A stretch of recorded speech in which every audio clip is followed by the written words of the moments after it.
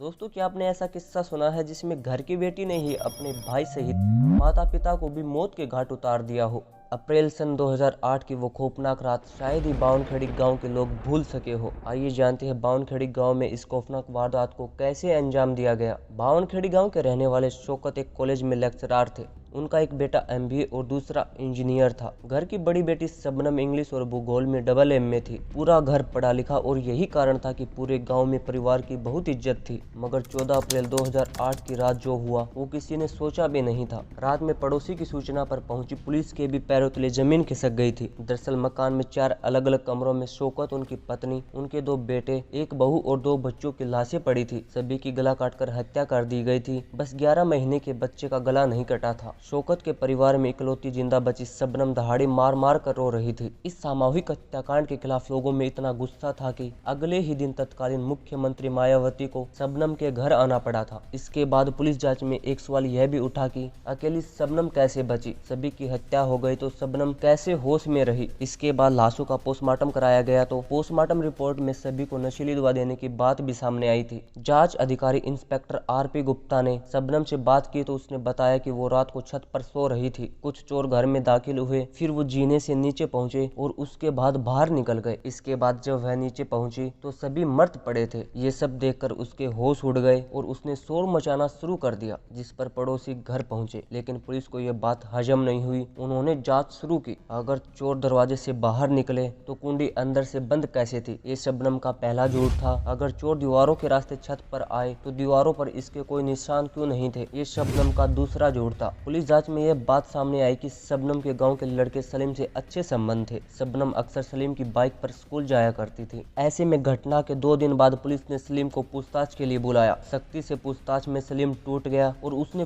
पूरी कहानी बता दी। बताया कि वह और शबनम शादी करना चाहते थे लेकिन परिवार वाले राजी नहीं थे, इसलिए सभी को रास्ते से हटाने की योजना शबनम ने बनाई थी। सलीम ने वो कुल्हाड़ी भी बरामद करा दी जिससे सभी का कत्ल किया गया था। सलीम ने यह भी बताया कि शबनम ने उस खौफनाक रात की पूरी तैयारी कर ली थी। रात के खाने में उसने खीर बनाई जिसमें उसने बेहोशी दवा मिला दी थी। जब सभी लोग खीर खाकर बेहोश हो गए तब शबनम ने फोन करके मुझे बुला लिया। सलीम ने सभी 6 लोगों को कुल्हाड़ी से काट दिया। बाद में शबनम ने अपने 11 महीने के भतीजे का गला घोट दिया था, जिसकी वजह से उसकी भी मौत हो गई। दोस्तों, ये थी कहानी एक ऐसी घर की बेटी की जिसने अपने प्रेमी के साथ मिलकर परिवार के 7 लोगों की कुल्हाड़ी से गला काटकर हत्या कर दी थी। हत्याकांड के दोनों दोषी इस वक्त जेल में बंद है और सजा काट रहे हैं। दोस्तों, कैसी लगी ये कहानी कमेंट बॉक्स में जरूर बताना और ऐसे ही वीडियो देखने के लिए हमारे चैनल को सब्सक्राइब करना। मिलते हैं किसी और वीडियो में। जय हिंद।